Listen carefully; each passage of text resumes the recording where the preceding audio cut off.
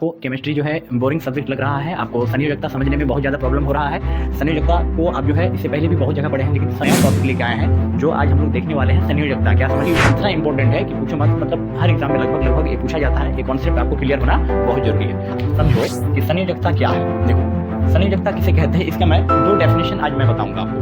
एक तत्व को दूसरे तत्व से जुड़ने की क्षमता को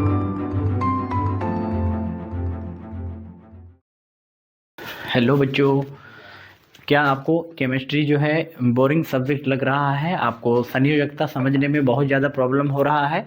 संयोजकता को आप जो है इससे पहले भी बहुत जगह पढ़े हैं, लेकिन संयोजकता आपको जो है बहुत ज़्यादा मतलब समझ में नहीं आ रहा है। तो मैं इस वीडियो में आपको संयोजकता का है ना सब कुछ मैं बताऊंगा, A to Z जानकारी दूंगा। संयोजकता निकाला कैसे जाता है वो भी चीज़ मैं बताऊंगा, ठीक है।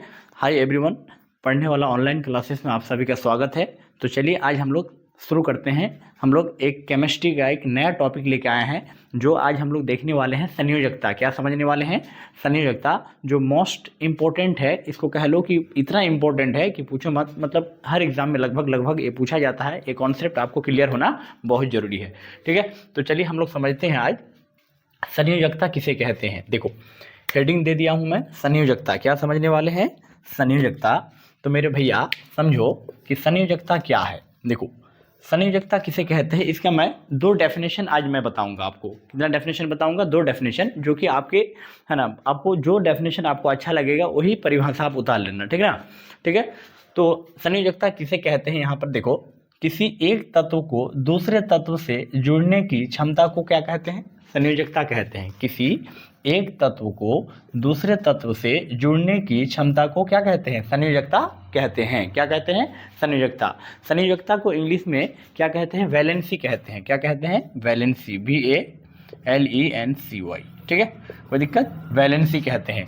संयोजकता का परिभाषा कोई दिक्कत। देखो, संयोजकता को परिभाषा आप ऐसे समझ जाओ कि किसी एक तत्व को दूसरे तत्व से जुड़ने की क्षमता को क्या कहते हैं, संयोजकता कहते हैं। मतलब जब एक तत्व दूसरे तत्व से आपस में जुड़ने की जो क्षमता है, ठीक है, जो कैपेसिटी है, जो क्षमता है उसका, ठीक है, जो कैपेबिलिटी है, समझ गए, तो उसी को ही हम लोग क्या कहते हैं, संयोजकता कहते हैं। कोई दिक्कत, ठीक है। तो अगर इस परिभाषा से आप संतुष्ट नहीं हैं तो दूसरा अनदर परिभाषा आप इसको समझ सकते हैं, डेफिनेशन देख सकते हैं संयोजकता का, ठीक ना। देखो, अगला क्या है, या दे के लिखना, या, ठीक है, या फिर इसको अथवा भी कह सकते हो। देखो, या तो ये परिभाषा याद करो या तो ये परिभाषा याद करो। दूसरा परिभाषा है कि किसी परमाणु के बाहरी कोश में, ठीक है, मतलब उसके बाहरी कोश में, मतलब उसका क्या कहते हैं कि कक्षा में, कोश मतलब हम लोग कक्षा कह सकते हैं, ठीक है, बाहरी कोश में, ठीक है, उपस्थित इलेक्ट्रॉनों को, है ना, इलेक्ट्रॉनों की संख्या को, किसकी संख्या को, इलेक्ट्रॉनों की संख्या को संयोजकता कहते हैं। क्या कहते हैं, संयोजकता कहते हैं। कोई दिक्कत। तो आप ये बताओ, है ना, कि दोनों परिभाषा में से आपको कौन सा परिभाषा ज़्यादा अच्छा लगा, है ना, सबसे ज़्यादा मस्त कौन सा लगा, एक बार कमेंट करके जरूर लिखिएगा, ठीक है। देखो, संयोजकता का दो परिभाषा बताया हूँ।